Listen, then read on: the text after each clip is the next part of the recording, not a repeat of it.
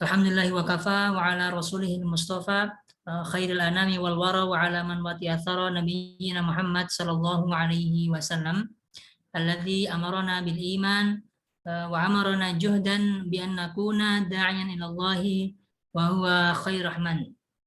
Amma ba'd, asyhadu an la ilaha illallah wahdahu la syarika lah wa asyhadu anna Muhammadan abduhu wa rasuluh wa safiyyuhu wa khaliluh wa khiratuhu min khalqihi balagha risalata wa addal amanah wa nasaha al ummah wa kashafa Allah ta'ala bil ummah hatta atahu min rabbil yakin fataraka ummatahu ala mahajjatin bayda lailuha kanahariha la yazihu anha illa halik.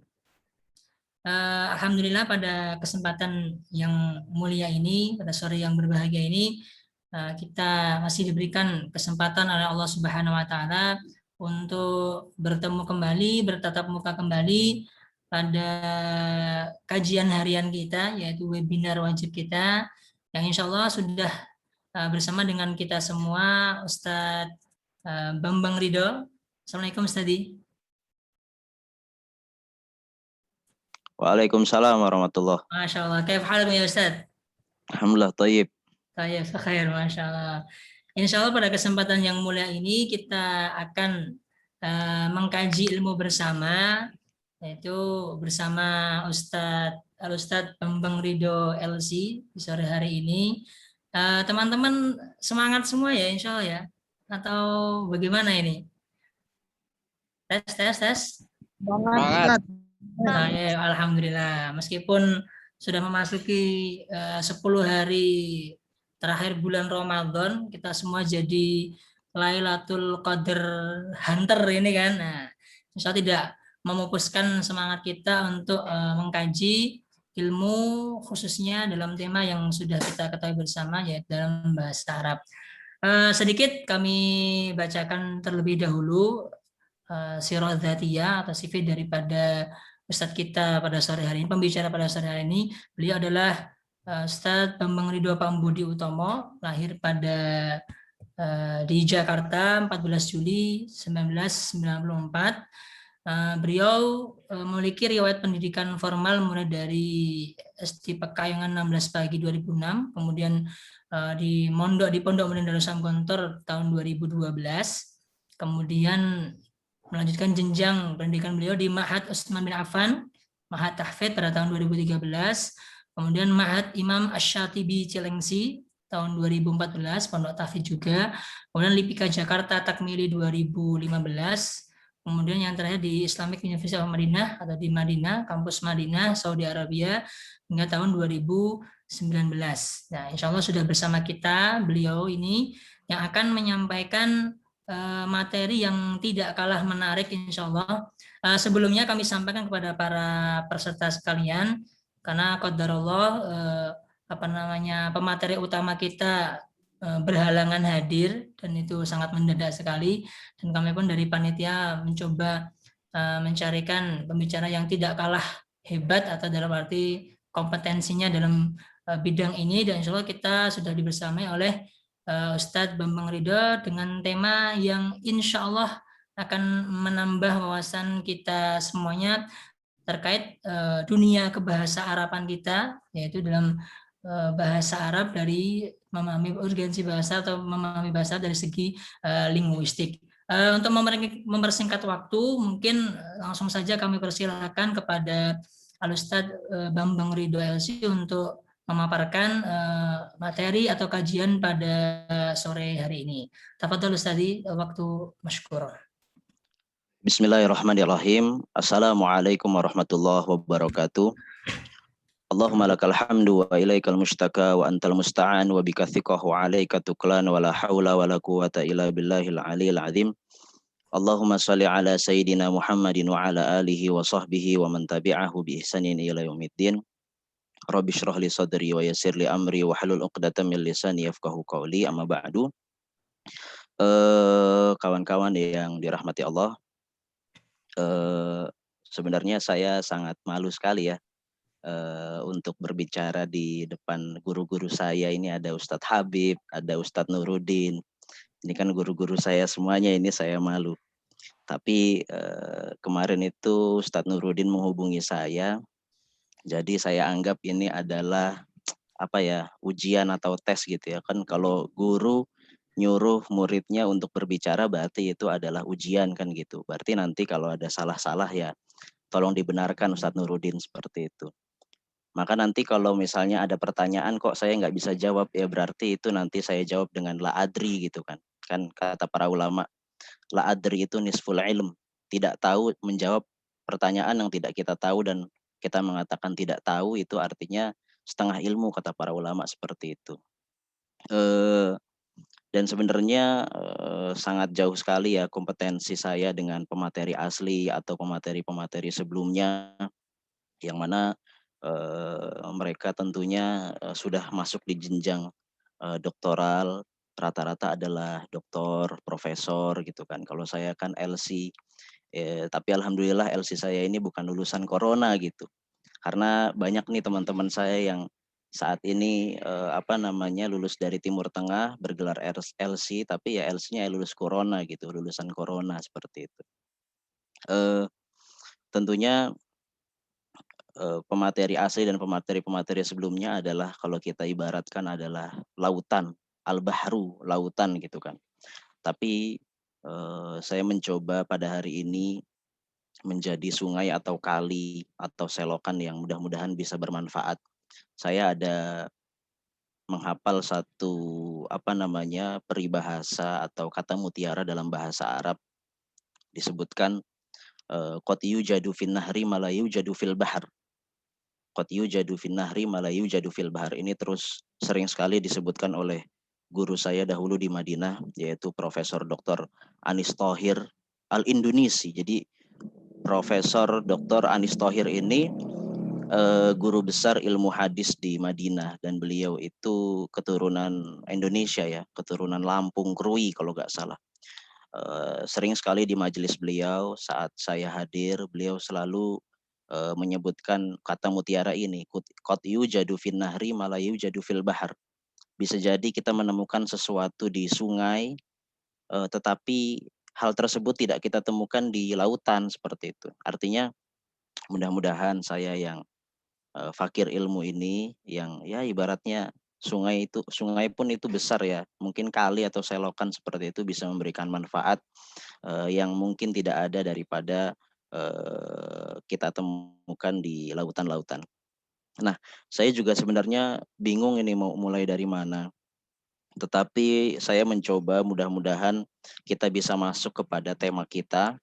Saya mau mulai dari seberapa jauh kita pengen refleksi diri, bercermin, bermuhasabah diri, yaitu sejauh mana kita sadar bahwasanya Al-Quran sebagai kitab suci umat Islam, sebagai kitab suci kita itu adalah sebuah mukjizat, sebuah mukjizat. Jadi sesuatu yang kita sepakati bersama bahwasanya Al-Quran adalah mukjizat dan tentunya Al-Quran ini adalah mukjizat yang paling utama bagi Nabi Muhammad Shallallahu Alaihi Wasallam yang diberikan oleh Allah Subhanahu Wa Taala. Nah, ada yang unik, ya, ada fakta unik kalau kita lihat mukjizat-mukjizat yang dimiliki oleh para nabi dan rasul. Kalau kita komparasikan ya, yaitu kebanyakan dari para nabi dan biasanya seluruhnya lah. Kalau kita belajar tentang sejarah Islam atau bukan sejarah Islam, sejarah para nabi gitu kan, kisah-kisah nabi yang ada di Al-Quran maupun di hadis Rasulullah Shallallahu Alaihi Wasallam, kita akan mendapati bahwasanya setiap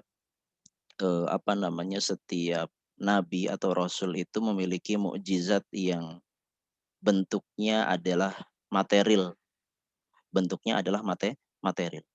Tetapi berbeda dengan Rasulullah Shallallahu Alaihi Wasallam. Beliau memang memiliki mukjizat yang bentuknya material. Material itu maksudnya seperti ini. Kalau Nabi Musa itu kan punya mukjizat berbentuk tongkat ya.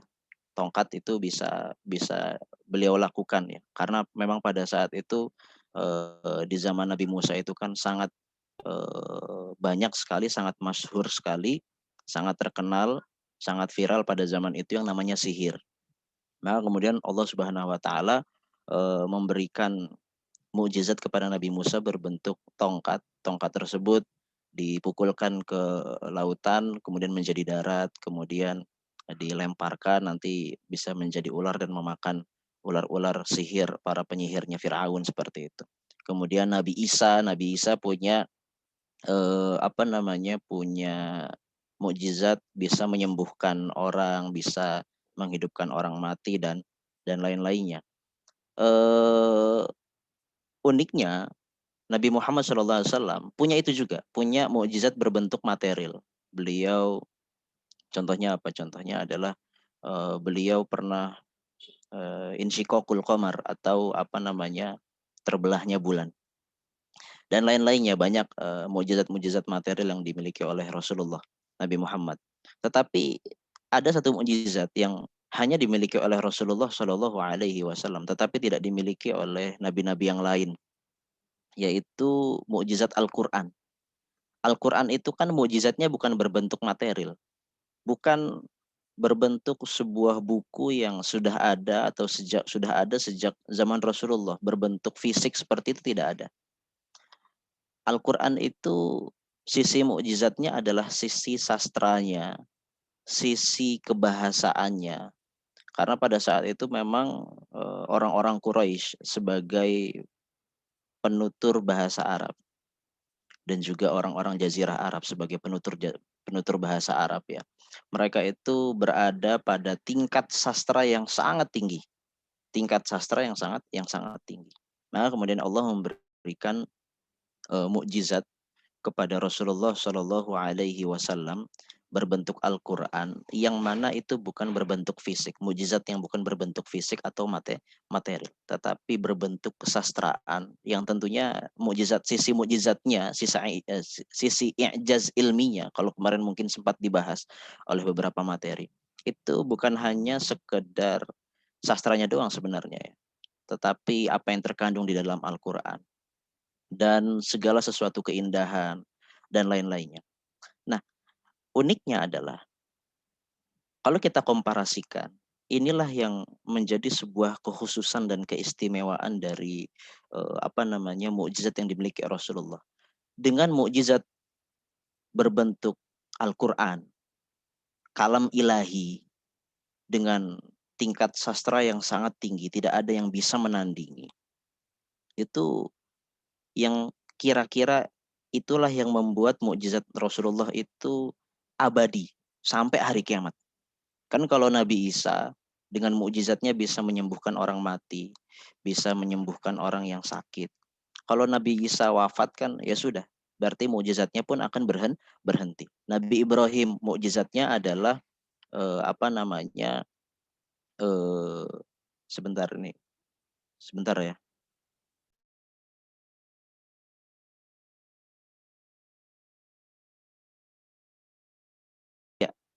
Ya, saya teruskan. Nabi Ibrahim dengan mukjizatnya api yang menjadi dingin, maka kalau Nabi Ibrahim wafat ya sudah habis mukjizatnya. Nabi Musa wafat, tongkatnya pun sudah tidak ada lagi kan seperti itu. Tapi dengan kalau mukjizatnya Rasulullah Al-Quran, kalam ilahi dengan tingkat sastra yang sangat tinggi, memiliki kandungan isi yang sampai saat ini sudah 1400 tahun itu tetap relevan dimanapun, untuk siapapun dan bagaimanapun. Karena memang bukan berbentuk fisik, bukan berbentuk material. Jadi ini yang fakta yang sangat unik yang harus kita sadari untuk menumbuhkan dalam diri kita kecintaan terhadap Al-Quran, untuk mendorong kita lebih ingin memahami isi Al-Quran, dan tentunya output yang paling ujung atau yang paling yang paling akhir adalah kita mengamalkan isi Al-Quran. Dahulu beberapa kali Allah itu mencoba untuk meminta kepada orang-orang Quraisy, orang-orang Jazirah Arab, kalau memang bisa membuat tandingan Al-Quran maka buatlah, maka buatlah. Tetapi kan sampai saat ini tidak ada yang bisa. Musailamah Al-Kadzab pernah bikin. Musailamah Al-Kadzab, seorang nabi palsu di zaman Rasulullah Shallallahu Alaihi Wasallam, dia pernah mencoba membuat tandingan Al-Quran. Kalau kita cari di Google itu ada, dicari di Google, coba ditulis kawan-kawan itu Quran Musailamah Al-Kadzab. Nanti ada beberapa karya-karya nabi palsu ini yang tujuannya untuk menandingi Al-Quran. Contohnya adalah pernah Musailamah Al-Kadzab membuat sebuah surat tentang gajah. Al-fil wa ma adraka mal fil, seperti itu dan seterusnya. Saya nggak hafal itu. Karena memang dari sisi rasa rasa sastranya itu nggak dapat ya. Karena memang namanya juga palsu kan gitu. Al-fil wa ma adraka mal fil. Nah, ini unik. Al-fil wa ma adraka mal fil. Nah, ini unik. Ulama-ulama bahasa setelah beberapa ratus tahun Rasulullah Shallallahu Alaihi Wasallam wafat itu mengkritik Qurannya Musailamah Al-Kadzab. Bagaimana dikritiknya atau sisi mana yang dikritik? Yang dikritik adalah kok ini sudah benar-benar salah kaprah kalau kata para ahli bahasa atau ulama bahasa. Kok bisa Musailamah Al-Kadzab menyebut al-fil wa ma adraka mal fil? Kan artinya gini, kalau kita bahasakan atau kita terjemahkan artinya adalah al-fil, gajah, wa ma adraka mal fil, tahukah kalian apa itu gajah, kan gitu. Cuman dalam Al-Qur'an wa ma adraka itu digunakan untuk untuk sesuatu yang ada atau pasti ada atau akan ada tetapi tidak bisa kita tangkap dengan panca indera atau tidak kita bisa lihat sekarang, seperti itu. Makanya al-qari'ah wa ma adraka mal qari'ah. Al-qari'ah artinya adalah hari hari kiamat. Wa ma adraka mal qari'ah. Tahukah kalian apa itu al-qari'ah atau apa itu hari hari kiamat? Hari kiamat itu kan ada dan akan ada, pasti ada. Tetapi pada saat ini kita tidak bisa melihatnya dengan panca indera kita. Nah, ini al-fil wa ma adraka mal fil, gajah, itu pada zaman dahulu ya orang-orang sudah tahu kan, pada saat Rasulullah atau di tahun Rasulullah Shallallahu Alaihi Wasallam lahirkan itu kan ada pasukan Abraha dengan gajah pasukannya. Artinya pada saat itu orang-orang Arab itu ya sudah mengetahui atau sudah pernah melihat, pernah menyaksikan dengan panca indera mereka apa yang namanya gajah. Maka tidak pas kalau pada saat itu Musailamah Al-Kadzab membuat tandingan Al-Quran dengan al-fil wa ma adraka mal fil. Kayak ini sebuah contoh bahwasanya tidak mungkin ya, tidak sedikit pun atau tidak ada satu orang pun yang dapat menandingi Al-Quran. Begitu juga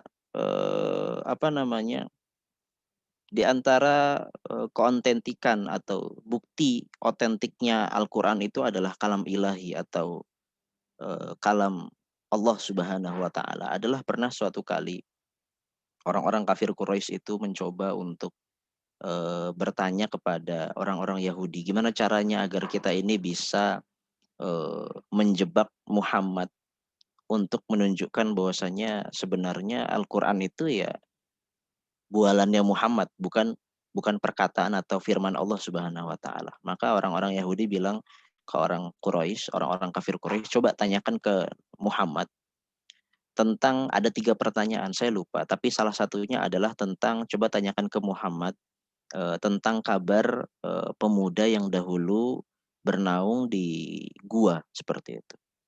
Nah, orang-orang kafir Quraisy datang kepada Rasulullah, wahai Muhammad, berikanlah kabar kepada kami tentang para pemuda yang mereka itu yang telah lalu zamannya dan mereka itu datang ke gua untuk berlindung. Kemudian Rasulullah mengatakan, baik, besok saya akan kabarkan. Tetapi pada saat itu Rasulullah lupa mengucapkan insya Allah. Besoknya ternyata tidak ada wahyu datang dari Allah untuk menjawab apa yang ditanyakan oleh orang-orang kafir Quraisy.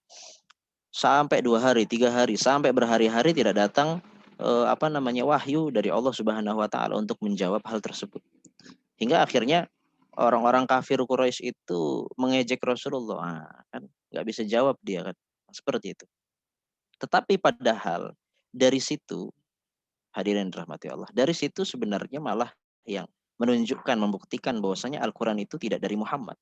Bahwasanya Al-Quran itu dari Allah Subhanahu wa taala. Karena buktinya Nabi Muhammad tidak bisa langsung menjawab. Kalau Nabi Muhammad bisa kalau Al-Qur'an itu dari Nabi Muhammad, dari Muhammad, maka seharusnya Al-Qur'an itu pada saat itu bisa langsung dijawab oleh Nabi Muhammad. Tetapi sebaliknya ini malah sebenarnya membuat pertanyaan orang-orang kafir Quraisy sebagai senjata makan Tuhan. Jadi sekali lagi itu adalah refleksi bagaimana kita mengukur diri kita sadar bahwasanya Al-Qur'an itu adalah mukjizat. Kemudian kawan-kawan yang dirahmati Allah. Selanjutnya adalah saya ingin masuk ke Quran surat Al-Furqan ayat 30. Allah Ta'ala berfirman, wa qala ar-rasulu ya rabbi inna qaumi ittakhadhu hadzal qur'ana mahjura.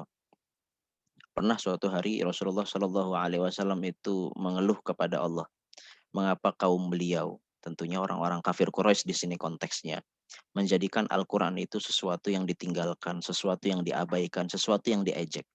Nah, Al-Imam Ibnul Qayyim, ya, Al-Imam Ibnul Qayyim, murid dari Syekhul Islam Ibnu Taimiyah, itu pernah mengatakan demikian. Kalau kita melihat atau mengkategorikan interaksi manusia terhadap Al-Quran, itu bisa kita bagi dalam beberapa golongan.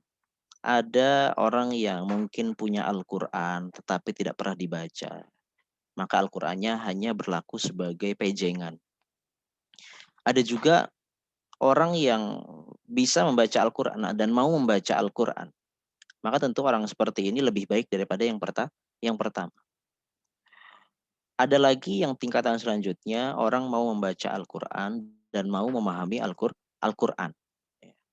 Maka tentunya kita harus harus naik tingkat. Jangan sekedar hanya kita punya Al-Quran di rumah tetapi tidak pernah kita baca. Tapi harus kita baca. Dan kalau bisa tadi kita naik ke level yang berikutnya, membaca dan kemudian memahami. Ada lagi yang paling tinggi tentunya, yaitu level orang yang mengamalkan setelah dia punya Al-Quran, dia membaca Al-Quran, kemudian dia memahami Al-Quran. Tentunya setelah memahami dia mentadaburi Al-Quran. Kemudian dia mengamalkan isi Al-Quran. Maka tentunya ini adalah tingkat yang tinggi. Bukan berarti tingkat yang tinggi itu kita tidak bisa sampai pada tingkatan tersebut, pada level tersebut. Tetapi inilah yang kita inginkan dari kehidupan kita, bisa menjadikan Al-Quran itu sebagai pedoman. Hudal linnas. Di Al-Baqarah itu kan jelas. Dzalikal kitabul la raiba fihi hudal lil muttaqin. Sebagai petunjuk bagi orang-orang yang bertakwa. Nah,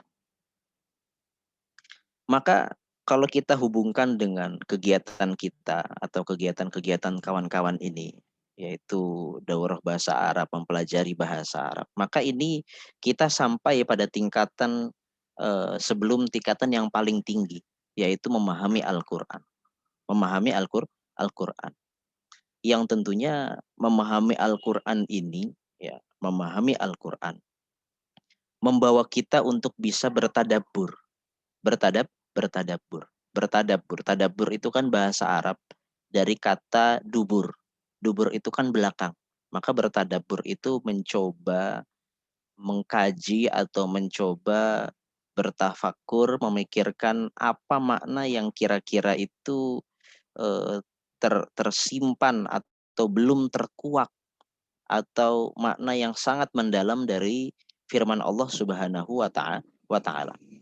Tetapi tentunya begini, kita bisa membagi atau bisa mengkategorikan orang yang mentadabburi Al-Quran itu menjadi dua, atau mungkin tiga lah, atau secara global dua katakan. Ada orang yang bisa mentadabburi Al-Quran, dan tentunya walaupun orang tersebut tidak bisa berbahasa Arab, tidak bisa berbahasa Arab. Kalau kita membaca tafsir, kan sekarang banyak tafsir-tafsir berbahasa Indonesia sudah terjemahkan. Dan tentunya sangat sangat dianjurkan sekali ya, di rumah kita minimal ada satu buku tafsir untuk bacaan keluarga. Atau kalau mungkin malas membeli buku, maka tentunya bisalah aplikasi-aplikasi sekarang banyak. Kemenak mengeluarkan aplikasi milik Kemenak, di dalamnya ada Al-Quran dan ada tafsir yang memang sudah dirancang oleh tim tafsir dari Kemenak. Nah, ada juga orang yang bisa mentadaburi Al-Qur'an dan dia bisa berbahasa Arab. Tentunya ini berbeda dan tingkatnya lebih tinggi daripada orang yang pertama. Bisa orang yang yang tidak bisa bahasa Arab, hanya sekedar membaca bahasa Indonesianya, ya bisa kita bisa bertadabbur Al-Qur'an. Tetapi kita tentunya tidak ingin berada di level yang bawah terus, kan seperti itu. Kita kuliah, belajar, itu kan pengennya dapat nilai yang tinggi, ingin naik level. Nah, kalau kita belajar bahasa Arab, maka tentunya ini adalah sebuah langkah kita untuk naik level, mencoba bisa mentadabburi Al-Qur'an, bukan hanya sekedar membaca bahasa Indonesianya, terjemahnya atau tafsir terjemahnya. Tetapi kita coba dengan bahasa Arab itu, kita kemudian bisa mengaplikasikan apa yang kita pelajari, apa yang kita miliki untuk memahami Al-Qur'an, mentadabburi Al-Qur'an. Karena tentunya berbeda orang yang bisa bahasa Arab dan orang yang tidak bisa berbahasa Arab. La yastawiyan, tidak tidak satu level, ya, tidak satu level. Artinya mempelajari bahasa Arab, dengan mempelajari bahasa Arab kita naik satu level daripada orang-orang yang tidak bisa bahasa Arab. Dan tentunya sebagaimana kata Umar bin Khattab, ya, perkataan atau nasihat Umar bin Khattab, beliau mengatakan ta'allamul arabiyyah fa innaha minad din. Pelajarilah bahasa Arab karena bahasa Arab itu termasuk bagian dari agama. Mengapa dari agama? Termasuk dari agama, kata Umar bin Khattab. Ya karena memang Al-Qur'an diturunkan dengan bahasa Arab, bilisanin arabiyyin mubin. Inna ja'alnal Qur'ana arabiyya. Jadi memang bahasa Arab diturunkan dengan Al-Qur'an. Hadis-hadis jadi Al-Qur'an dan hadis sumber hukum atau sumber referensi agama kita itu menggunakan bahasa Arab. Ya, maka dari itu mempelajari bahasa Arab adalah bagian dari Islam, bagian dari ibadah, bagian dari agama. Thalabul ilmi fardhah. Mempelajari atau menuntut ilmu adalah kewajiban. Dan Allah Ta'ala berfirman, wa'bud rabbaka hatta ya'tiyakal yakin. Dan beribadahlah, menyembahlah kalian, menghambalah kalian kepada Allah Subhanahu wa Ta'ala sampai datang kematian. Di antara ibadah adalah menuntut ilmu. Dan juga ini yang fenomena yang mungkin sekarang alhamdulillah hitungannya sudah cukup naik. Banyak orang yang sekarang tertarik untuk mempelajari bahasa Arab. Kalau kita lihat pada beberapa tahun belakangan ini, tren untuk mempelajari bahasa Arab itu meningkat. Padahal dahulu, ya,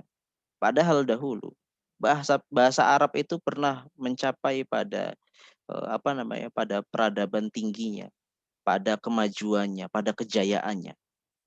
Dahulu pernah ada, saya lupa, ada saat Islam itu saat Islam itu menguasai Andalusia, Spanyol. Ada orang Spanyol, saya lupa namanya siapa, itu meninggalkan bahasa Spanyol. Sebab apa?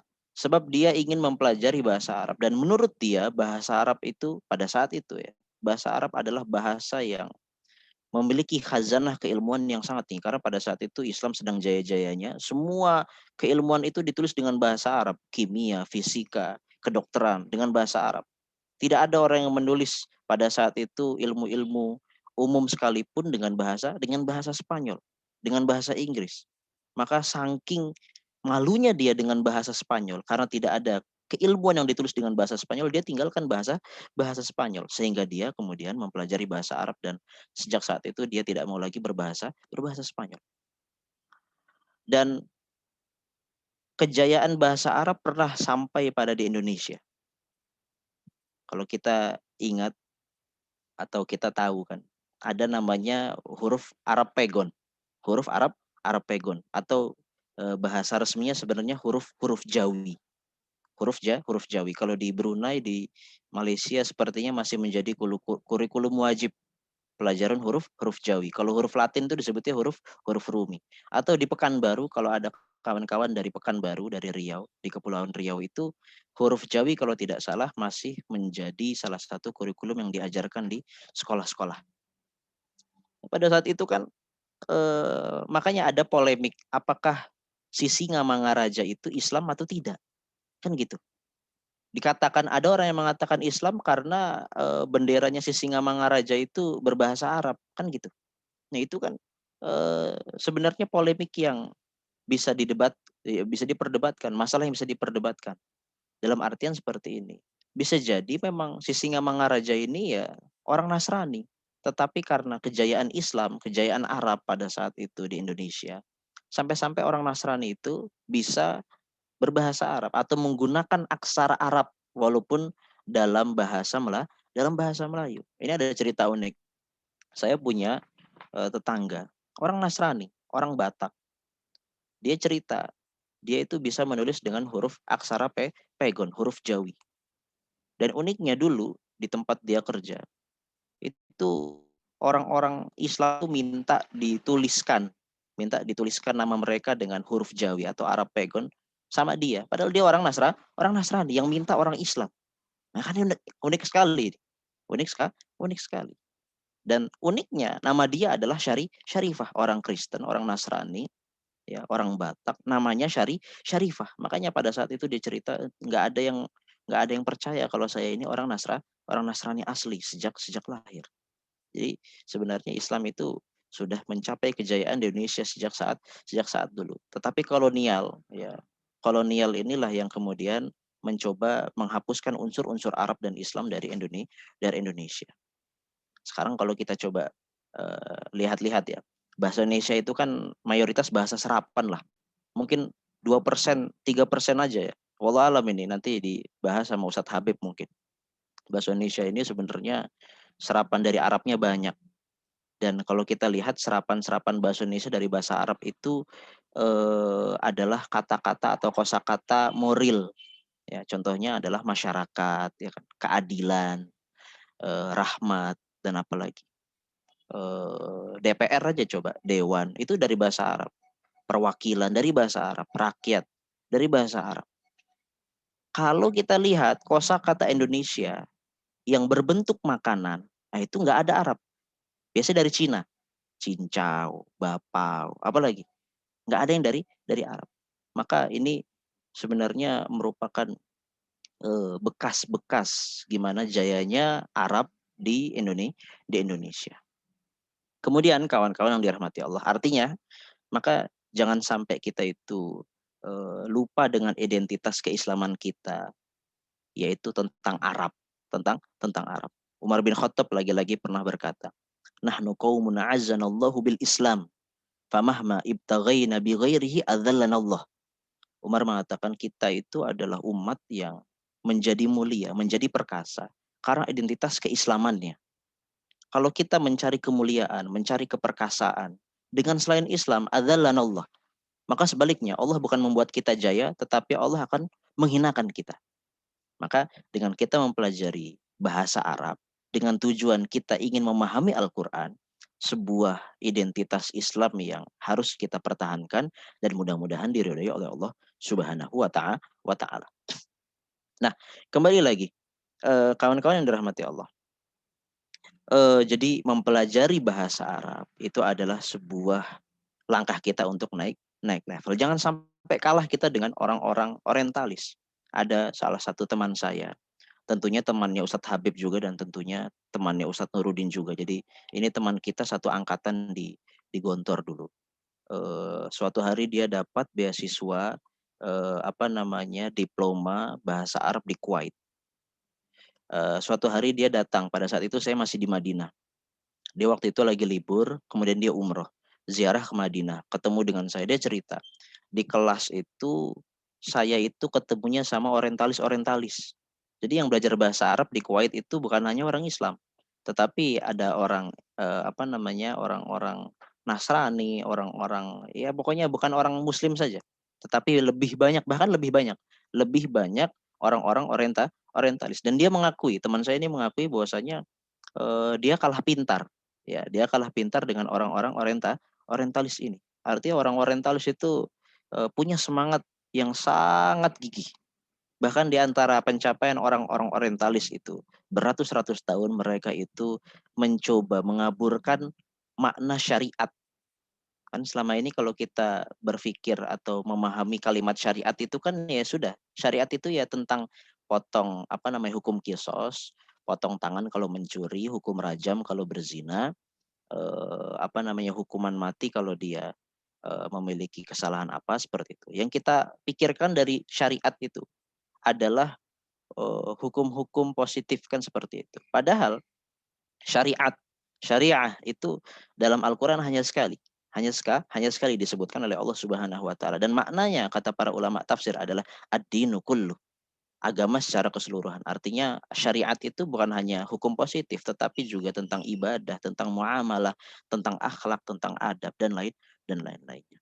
Maka sekali lagi jangan sampai kita ini kalah semangat kita dengan orang-orang yang non muslim, yang orientalis dalam mempelajari bahasa bahasa Arab. Kembali lagi berbicara tentang tadabbur. Tadabbur tentunya kalau tidak kita katakan wajib ya minimal adalah sangat dianjurkan. Afala yatadabbarunal Qur'an am ala qulubin aqfaluha. Tidakkah kalian itu bertadabur atau merenungi mentadaburi Al-Qur'an atau karena ada penghalang antara Al-Quran dengan hati kita ini? Apakah ada kunci-kunci atau yang menutupi hati kita sehingga kita tidak mau mentadaburi Al-Quran? Dan tentunya tadabur itu kan ada dua. Tadabur itu ada dua. Ada tadabur kaudi, tadabburu ayatillahi fil kaun. Ada tadabbur ayatillah atau tadabbur ayatillahi fil Quran. Ada mentadaburi ciptaan Allah, ada mentadaburi kalam Allah atau firman Allah. Kalau kita mentadaburi apa namanya penciptaan Allah itu kan contohnya kita misalnya lah yang paling dekat dengan peristiwa kemarin, tenggelamnya kapal Nanggala, kapal selam Nanggala. Itu kan kapal selam Nanggala itu jatuh di Palung. Artinya di 800 di bawah permukaan laut 800 meter kalau nggak salah ya 800 meter atau lebih seperti itu. Padahal kapal itu hanya apa namanya hanya kuat maksimal itu di 300 kedalaman 300 meter. Artinya kalau kapal itu di bawah standarnya maka akan hancur. Makanya dia terbelah menjadi tiga. Karena memang ada di dalam lautan itu ada pressure, ada tekanan yang kuat sehingga membuat kapal tersebut hancur. Kalau kita bertanya kepada orang-orang yang paham dengan apa namanya hal-hal demikian, itu akan mengatakan ya kalau manusia itu sudah di eh, manusia itu nggak tahu ya di 100 kalau nggak salah maksimal itu manusia kalau diving itu hanya 30 meter. Kalau mungkin 100 ya bisa tapi itu sudah tidak mungkin. Kalau sudah 300, kalau sudah 800 itu manusia akan hancur kalau berada di lautan karena ada tekanan yang kuat dari air, dari pusaran air. Manusia itu hancur kalau berada di apa namanya di tekanan yang sangat dalam dari lautan. Tetapi uniknya kalau kita lihat apa namanya tayangan-tayangan di Discovery Channel contohnya ya. Itu kan biasanya ada tayangan-tayangan yang menunjukkan kamera bawah laut. Itu kan dijelaskan itu. Bisa jadi kameranya itu berada di bawah permukaan laut 1 kilometer 800 meter. Itu kita akan melihat ada binatang-binatang atau ada ikan-ikan macam-macam ikan yang selama ini belum pernah kita lihat dan mereka tidak hancur. Mereka tidak rusak gitu. Tapi kalau manusia hancur. Nah, itu gimana kita kemudian membayangkan atau mentadaburi betapa besarnya ciptaan Allah Subhanahu wa taala. Nah, kemudian ada tadabur ayatillahi fil Quran, mentadaburi ayat-ayat Allah Subhanahu wa taala di dalam Al-Qur'an. Kalau kita membaca terjemahannya kan bisa, tetapi kita belum terbawa untuk mentadaburi. Ya, nanti kita akan bahas contoh-contoh apa namanya contoh-contoh tadabur dari Al-Qur'an dari sisi linguistiknya, dari sisi linguistik. Nah, tentunya linguistik ini atau mungkin kalau dalam bahasa Arab lugawiyat seperti itu ya. Ini kan kalau kita mencoba memahami Al-Qur'an dari sisi linguistik, maka tidak akan bisa lepas juga dari sastra Arabnya seperti itu. Maka nanti kalau ada apa namanya permisalan-permisalan yang seandainya terulang atau pernah disampaikan, maka jadikan saja itu sebagai tadzkir atau sebagai peringatan. Atau kalau dulu kiai kami itu di Gontor mengatakan ping sewu, ya. Segala sesuatu itu harus diingatkan ping sewu 1000 kali biar kita terus ingat. Dan ini nasihat tersebut sebenarnya diambil dari firman Allah Subhanahu wa taala, fadzakir fa inna dzikra tanfa'ul mu'minin.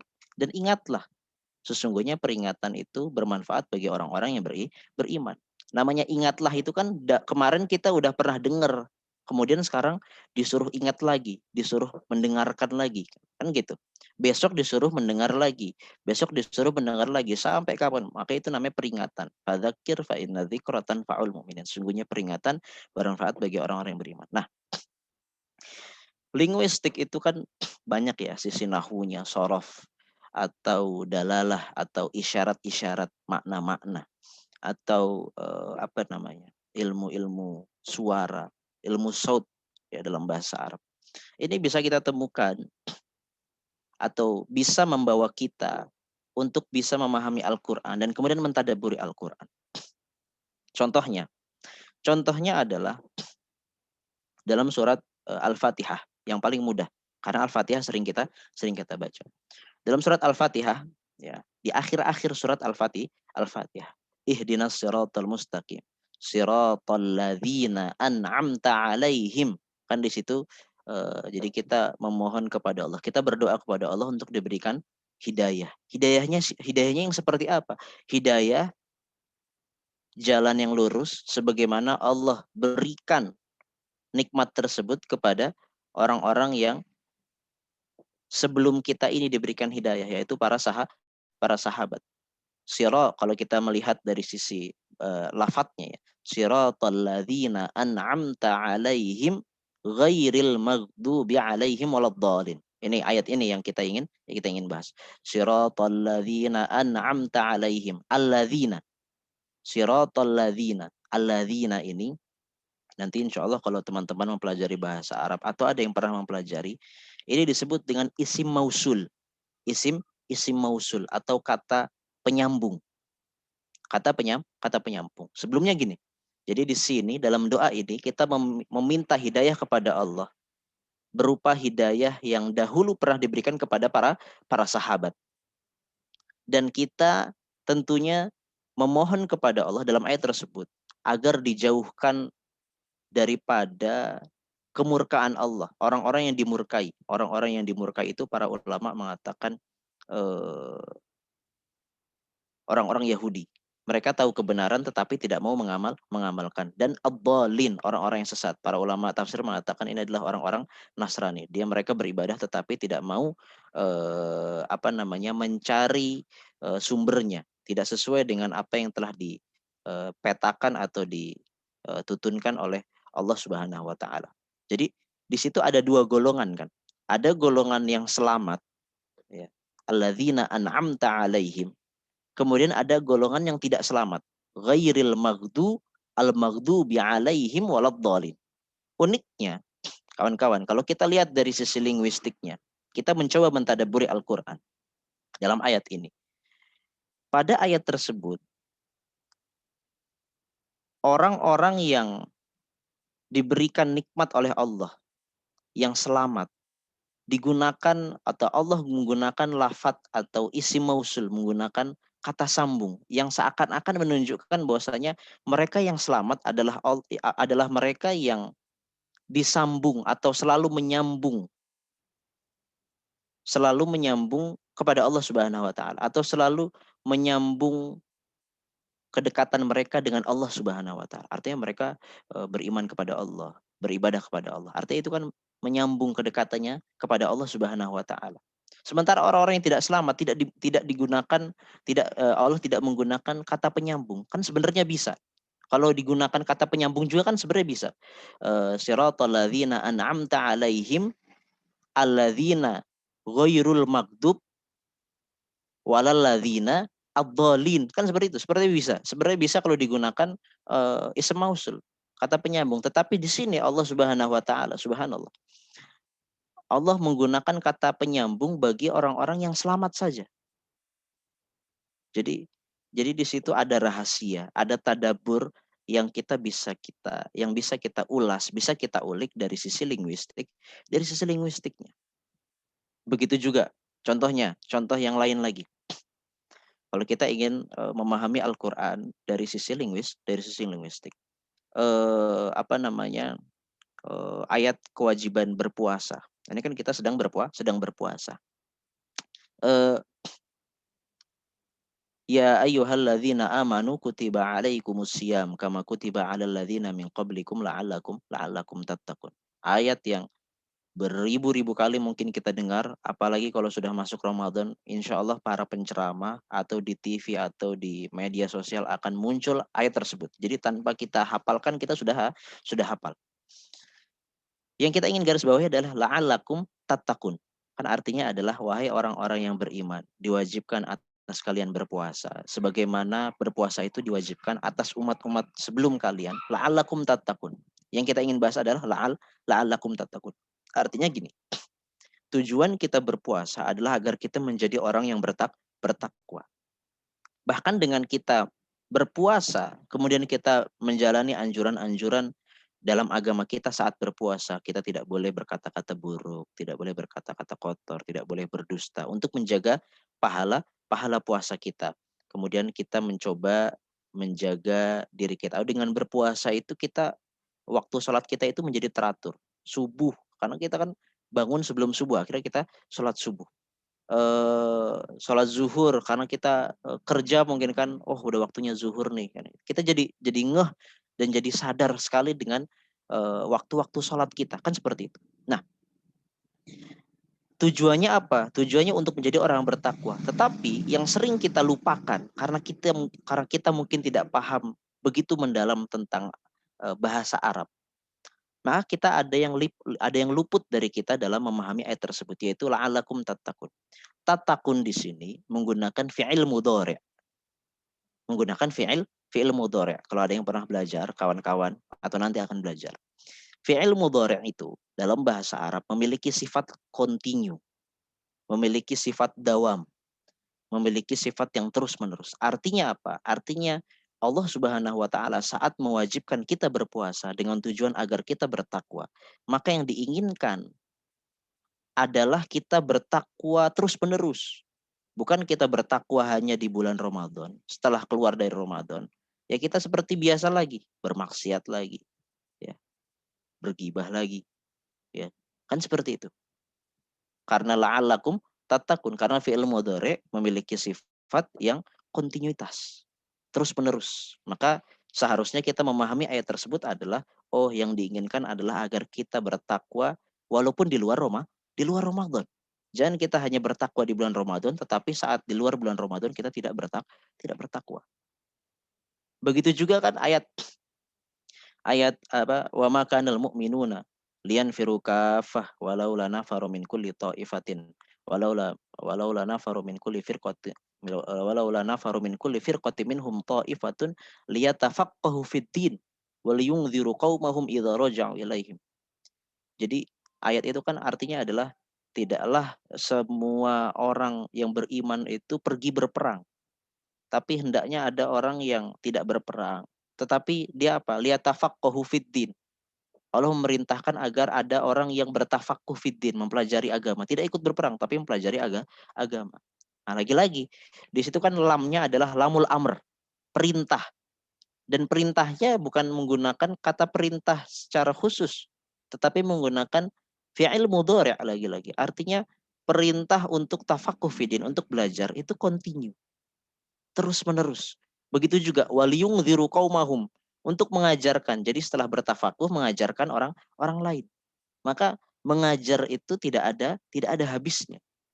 Karena perintah dalam Al-Qur'an, perintah ingdzar, perintah mengajar itu menggunakan fi'il mudhari' dan terus-menerus. Jadi harus kita update terus. Ilmu kita harus kita update, liyatafaqahu.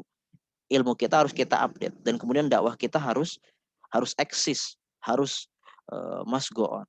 Seperti itu. Itu contoh yang lainnya. Kemudian contoh lain, kalau kita memahami Al-Quran dari sisi linguistiknya, dalam kisah Nabi Musa Dalam kisah Nabi Musa bertemu dengan Nabi Khidir. Dan pada saat itu ceritanya Nabi Musa ini mengatakan di depan orang-orang Yahudi, tahukah kalian siapa? Ada orang Yahudi datang kepada Nabi Musa. Wahai Nabi Musa, siapa orang yang paling keilmuannya paling tinggi di dunia ini? Nabi Musa mengatakan, ya saya lah. Kan seperti itu. Tetapi kemudian Allah Subhanahu wa taala mendidik Nabi Musa atau mentakdib Nabi Musa dengan mengatakan bahwasanya kamu bukan orang yang paling alim.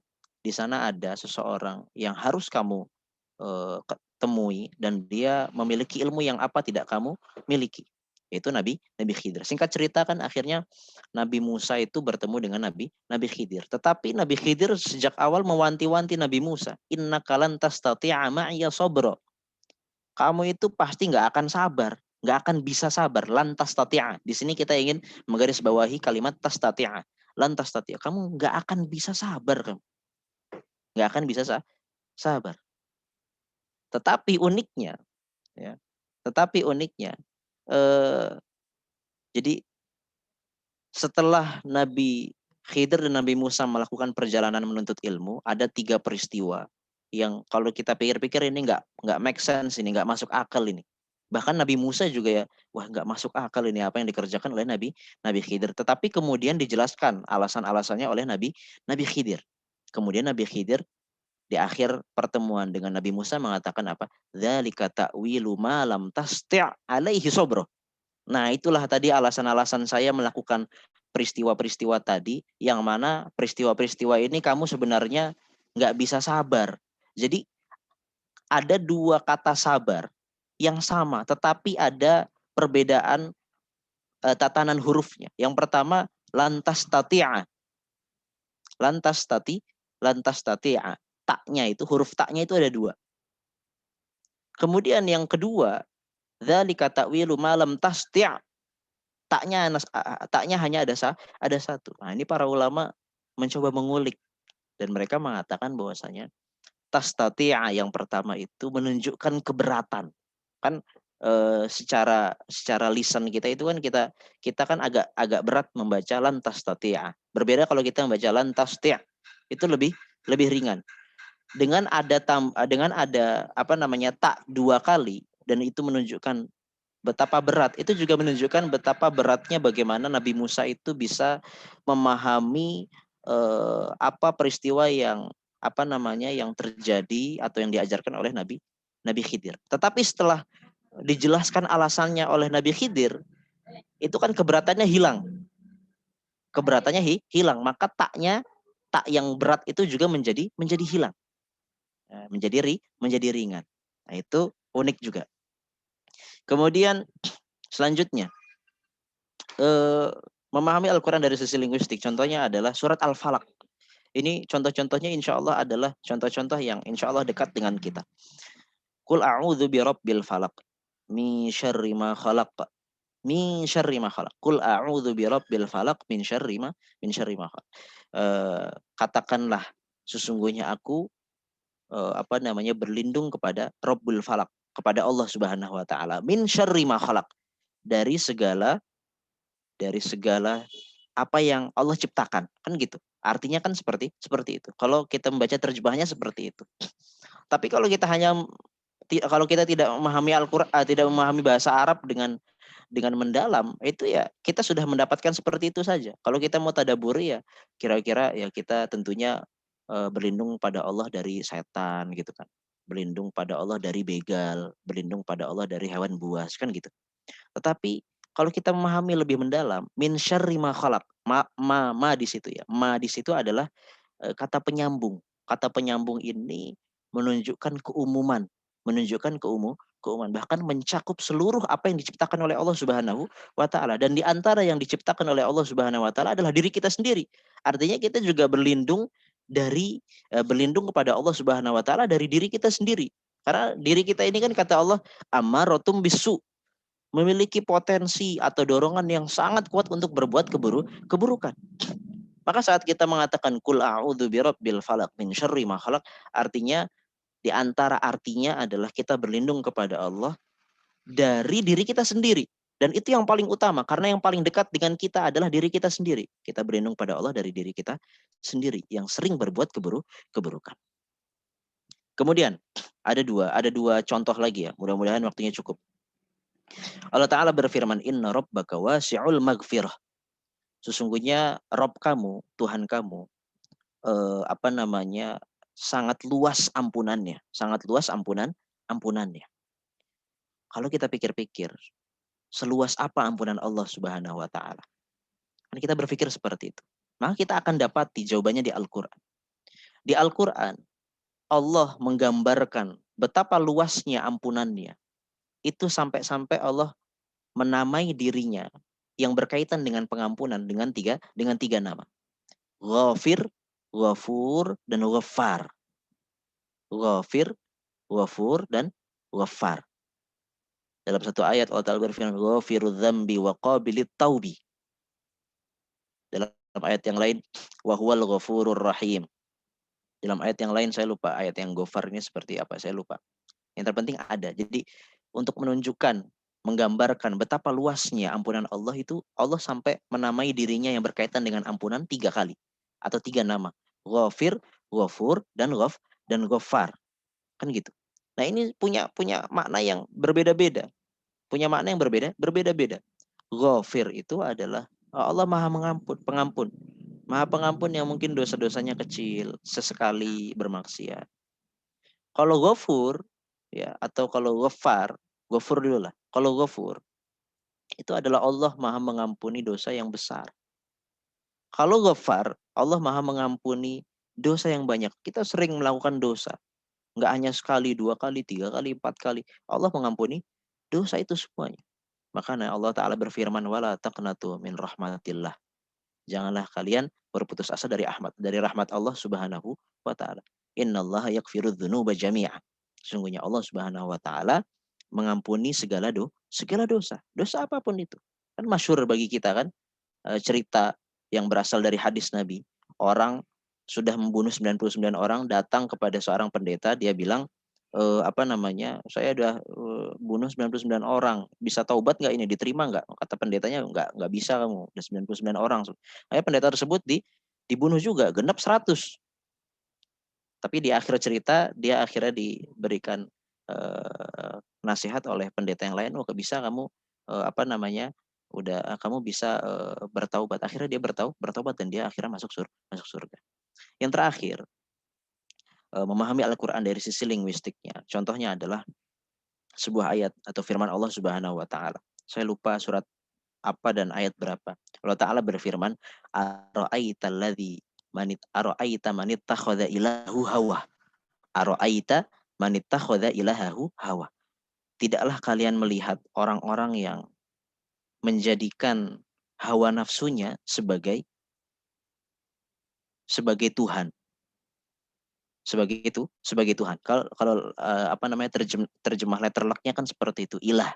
La ilaha illallah, tiada Tuhan selain Allah. Ilah itu kan masdar, artinya adalah Tuhan. Tetapi kalau kita lihat, sebenarnya ilah ini adalah masdar yang memiliki makna maf'ul. Jadi ilah itu ya Tuhan, tetapi ada makna yang disembah atau yang berhak disembah.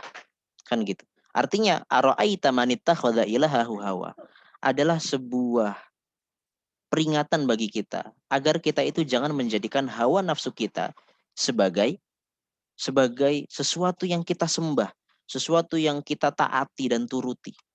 Kita ingin berbuat buruk, kita ingin bermaksiat, kita ingin berpora-pora sedikit pun. Setidaknya seperti itu. Kalau kita turuti, maka seakan-akan kita itu menjadi hamba hawa nafsu. Kalau kita menjadi hamba hawa nafsu, artinya kita menyekutukan Allah. Karena yang patut kita sembah, patut kita turuti semurni-murninya hanyalah Allah Subhanahu wa Ta'ala. Jadi itulah kira-kira itu contoh-contoh kalau kita itu mau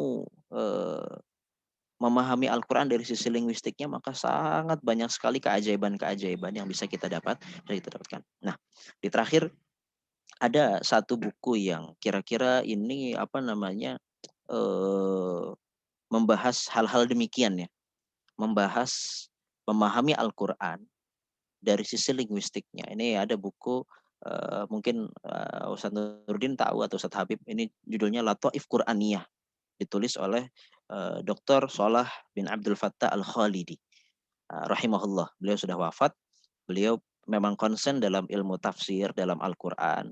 Buku Lataif Quraniyah ini berbicara tentang keajaiban-keajaiban, hal-hal yang unik dari Al-Quran dari sisi linguistiknya, maupun dari sisi hurufnya, atau dari sisi tarkibnya, atau dari sisi yang lain. Sebenarnya ini saya tadi sudah menandai beberapa contoh ya, untuk saya bacakan di sini, tetapi kayaknya waktunya sudah menjelang maghrib.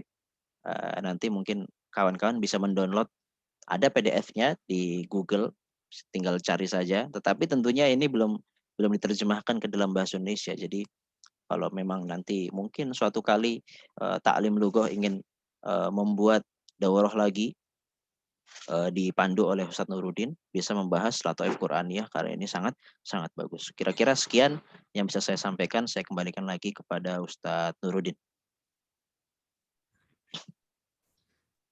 Masya Allah, jazakumullah khair kepada Ustadz Bambang Ridho atas pemaparan yang begitu lengkap, komplit sekali dari awal kajian sampai akhirnya kita memasuki pada jenjang akhir.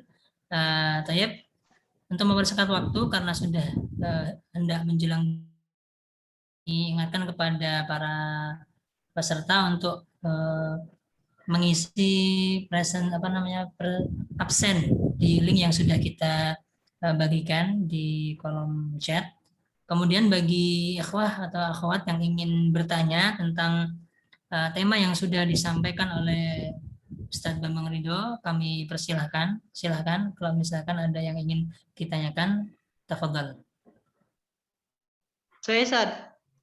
Tafadhal, Akhi Faisal, silahkan. Syukran lakum ya Ustadz Nuruddin. Ustadz Bambang Ridho, izin bertanya Ya, tentang surah Al-Fatihah yang Iyyaka na'budu wa iyyaka nasta'in, kemudian sama surah Az-Zariyat yang wa ma khalaqtul jinna wal insa illa liya'budun. Mohon pembahasannya dari segi linguistiknya Ustadz. Kemudian apakah ada hubungan di antara kedua ayat ini gitu? Terima kasih Ustadz. Ya, saya jawab ya Ustadz ya. Ya, jadi seperti ini. Kalau kita membahas sedikit ya, kita bahas sedikit aja. Iyyaka na'budu wa iyyaka nasta'in. Nah ini yang saya masih ingat pembahasannya. Kalau kita bahas dari sisi linguistiknya, Iyyaka na'budu wa iyyaka nasta'in, itu kan artinya hanya kepadamulah kami menghamba dan hanya kepadamulah kami meminta tolong, kan seperti itu. Tapi uniknya, secara normal biasanya maf'ul ya, iyyaka di sini yaitu Allah Subhanahu wa taala. Engkau yaitu Allah di sini kan sebagai maf'ul. Nah, uniknya dalam ayat tersebut maf'ul itu secara normal itu berada di belakang, berada di setelah kata fi'ilnya atau kata kerjanya seperti itu. Tetapi pada ayat tersebut disebutkan di awal sebelum kata kerja. Para ulama menyebutkan ini untuk menunjukkan keagungan Allah Subhanahu wa taala dan untuk menunjukkan kekhususan yang sangat tinggi. Artinya penghambaan dan meminta tolong, ya, meminta pertolongan hanya benar-benar ditujukan kepada Allah Subhanahu wa taala. Kira-kira singkatnya seperti itu. Kemudian wa ma khalaqtul jinna wal insa illa liya'budun. Nah, setidaknya yang bisa kita bahas dari ayat tersebut dari sisi linguistiknya adalah salah satu sisi linguistik dari ayat tersebut adalah biasanya bahasa Arab itu adalah bahasa yang banyak atau mayoritas kosakatanya memiliki kemungkinan tafsiran lebih dari satu. Lebih dari satu. Contohnya adalah illa liya'budun. Secara umum kita sering mendengar orang menafsirkan illa liya'budun adalah untuk mentauhidkan, untuk mengesahkan Allah, untuk menghamba atau menyembah Allah Subhanahu wa taala, kan gitu. Maka artinya dan tidaklah aku menciptakan jin dan manusia kecuali untuk menyembah atau menghamba, beribadah, mengesahkan. Tetapi ada makna yang lain, yaitu tafsiran dari Imam Ibnu Jurayj. Imam Ibnu Jurayj mengatakan, wa ma khalaqtul jinna wal insa illa liya'budun. Liya'budun di sini artinya adalah illa liya'rifun, atau untuk mengetahui. Nah, sebenarnya Allah kan nggak butuh dengan ibadah kita, nggak butuh dengan kita, kan seperti itu. Tetapi atas dasar atas dasar tafsirannya Imam Ibnu Jurayj untuk mengenalku, maka itu sebenarnya sebagai anjuran dari Allah agar kita itu bertadabur ayat di dalam Al-Quran atau dalam ayat alam semesta ini untuk mengenal Allah, siapa sebenarnya Allah, untuk membantu kita mengenal siapa Allah Subhanahu wa ta'ala. Kira-kira seperti itu, wallahu a'lam. Baik Ustaz, terima kasih Ustaz. Jazakallah khair. Jazakallah khair. Sudah terjawab ya Akhi Faisal. Selanjutnya mungkin ada satu pertanyaan lagi sebelum kita tutup webinar pada sore hari ini. Silakan, ada dari ikhwan atau akhwat. Langsung saja open mic kalau misalkan agak malu atau bagaimana kepada Ustaz Bambang Ridho, mungkin bisa di chat di kolom chat. Silakan akhi atau akhwat yang ingin bertanya tentang tema atau materi yang sudah disampaikan oleh Ustaz Bambang Ridho. Tafadhal.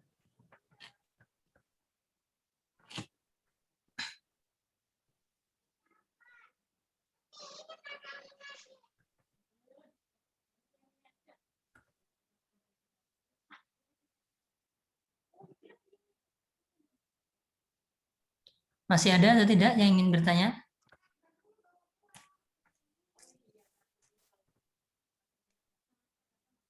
Tidak ada.